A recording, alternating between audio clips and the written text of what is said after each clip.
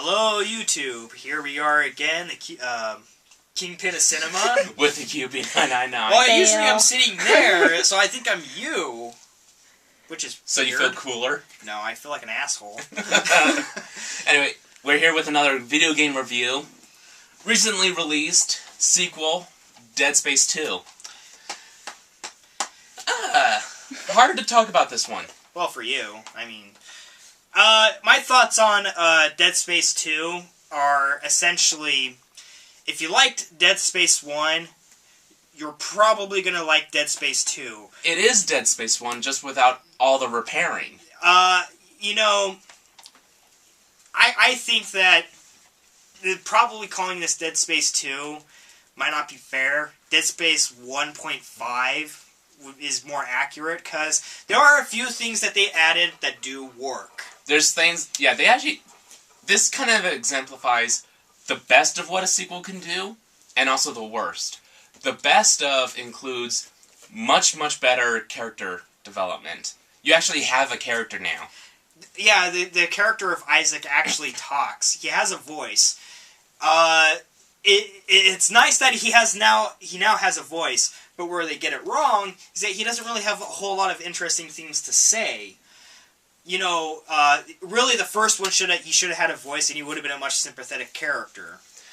Another thing that was done really well was the atmosphere. Which is the same as 1. Yeah. So, okay. They got that right. Alright, well, let's talk about what was one of the things that was probably one of the worst things a sequel can do.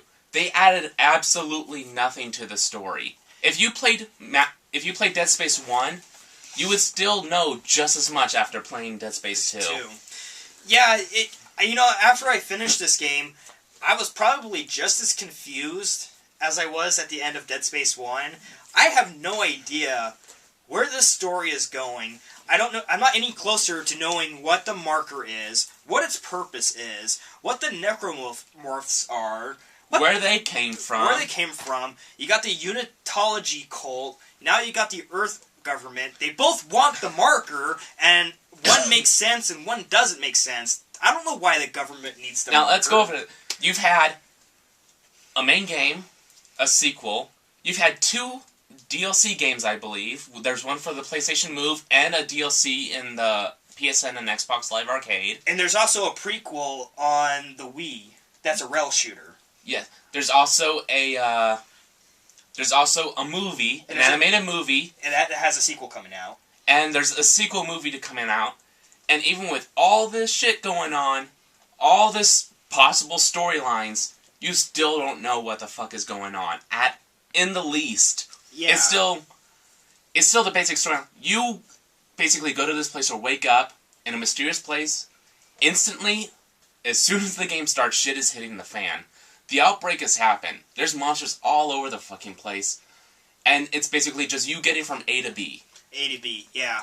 I mean, the one thing that they did do right was they got rid of all the fixing stuff that the first one had. It was very monotonous to go, oh, you need to go fix this part of the ship. Oh, now you need to go fix this. Oh, here, that's broken too.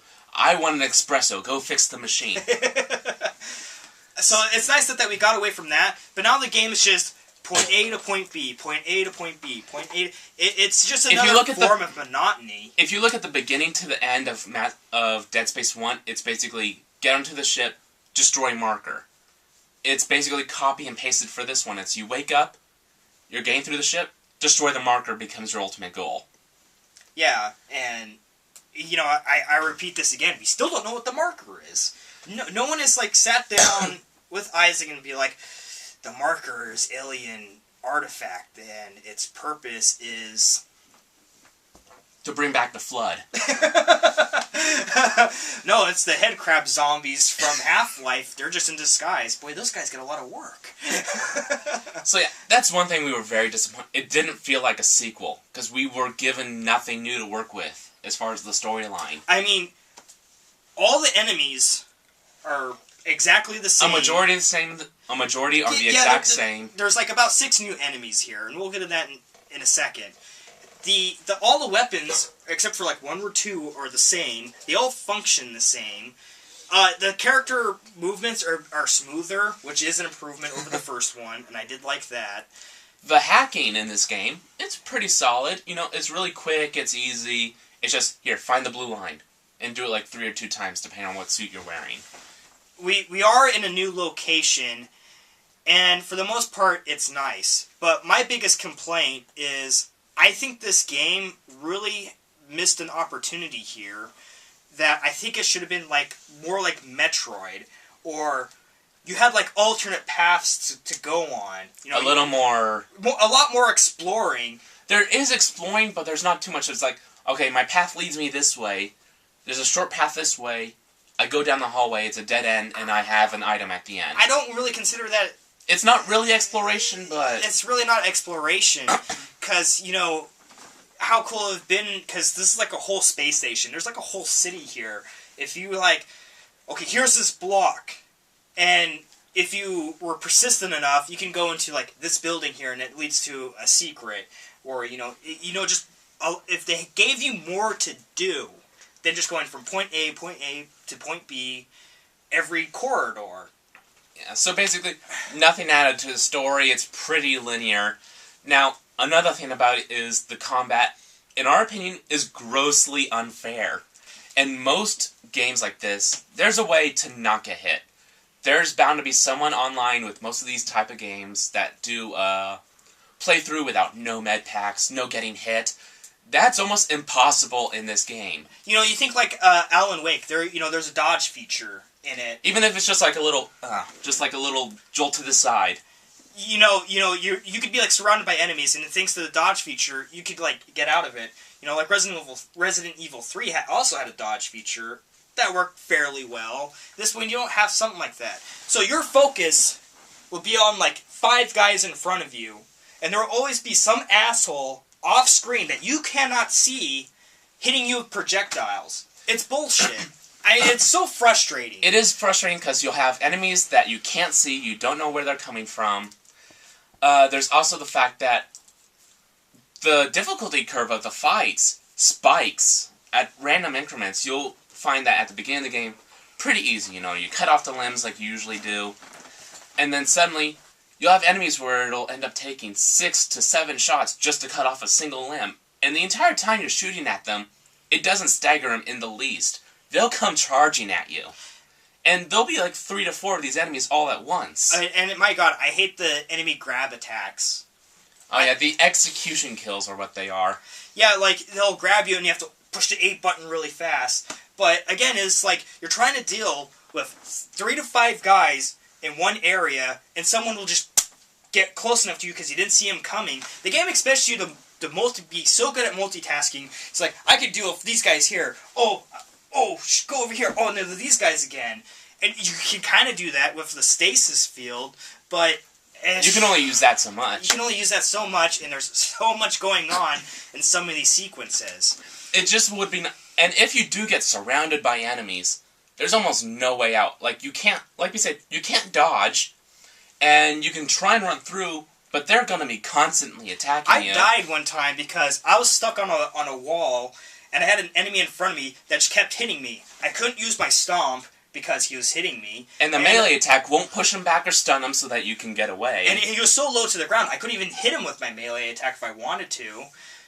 And I couldn't shoot him because I was out of ammo, and I was trying to get to my other weapon to shoot him, and I died. Speaking of weapons, like we said earlier, they're all pretty much the same, but as soon as you get 2 weapons, for me, the Force Gun and the Ripper, everything else becomes obsolete. I mean, you get the plasma rifle, which, okay, good for the start of the game. You get the flamethrower, which, okay, looks cool. You get to burn shit. It goes through the field way too fast. You get a machine gun, which, if it didn't work for tens of thousands of soldiers, I don't think it's going to work well for you. And basically, you know, like 50 shots will kill one guy, and that's basically 2 picking up ammo items. That's one whole clip. Is 50. One whole clip is 50. Let's see. There was the detonator, where it's only really useful under a planned situation if you know what's coming and you plan for it, which is rare. Which is like repeat playthrough. You got the new javelin gun, which you shoot an enemy and then you electrocute it, and its guys next to it. The problem with that, though, was that electrocuting enemies took up an ammo slot. Yeah. And it didn't kill them. And more often than not, I'd fire one and try and electrocute it, but then, oh, I gotta reload real quick. And during that time, oh, I'm getting hit now. I can't taking do damage. Shit. Or, they're really pushing this thing, like, you pick up, like, a pike, and you shoot it with your telekinesis to impale guys. It works at the first part of the game, but once that difficulty goes up... There's not enough times to use it, and half the time, like, you're so frantic because there's so many guys attacking you, you don't notice it on the ground. and that also goes into the javelin gun. If you miss, the idea is, I can pick it up and use it, so I don't necessarily waste ammo. But when you're so frantic and you're trying to, like, deal with 5 guys barfing at you, you're gonna guaranteed to miss, and you don't have time to pick that shit up and throw it at dudes. Another thing was that you could pick up the spikes of the dead necromorphs and throw them at other ones. The tough part with that, though, is that when you have a bunch coming at you, and you do kill a few, you'll try and pick up a spike, but you'll just end up picking up a random body part. Oh, I'm gonna pick up the spike. I got an arm. I got the torso. I got a leg. A story about that, I was at a part in the game where the doorway was blocked off by a crate, and there was a dead necromorph that I had just killed in front of it. So I needed to move the crate, and I got a regenerating asshole coming at me. So, okay, I need to move the crate, body part. Okay, I need to pick up the crate, body part. Body part. On the 4th try did I move the crate. So it's like, yeah, it's a good strategy to save ammo and everything, but it's hard. You have to be very precise with the aiming of that. And under stressful situations where you're being swarmed by enemies, that's just not possible. So the combat, just grossly unfair. It can be grossly unfair at points. Also, sometimes the quick time shootings you have to do, there'll be times where an enemy will come out in like a little cutscene, you have to shoot certain body parts or things before it kills you. Yeah, sometimes those are unfair, like I was being attacked by one, and I had the force gun, so I was using its alternate fire beam to shoot it. Do the first part, shoots it, second part, shoot it.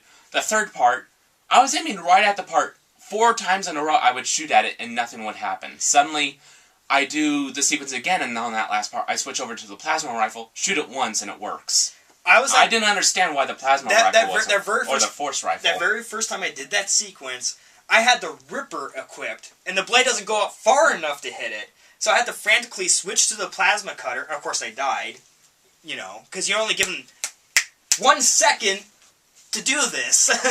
Another problem was with the decompressions of an area. Like, you could blow out a window, have all the necromorphs sucked out, and then you have to try and shoot a switch to close the shutter doors before you get sucked out, too. Problem with that is you're not really... Windows, I guess, are varying in structure. Like, they decide, make this window weaker than the others. This is a space colony, floating in space. We're gonna make this window... breakable in a vacuum. Because it's only certain windows, and you're not sure which ones. Not only that, but if you're close to the window and you accidentally blow it out, you're going to be instantly dead.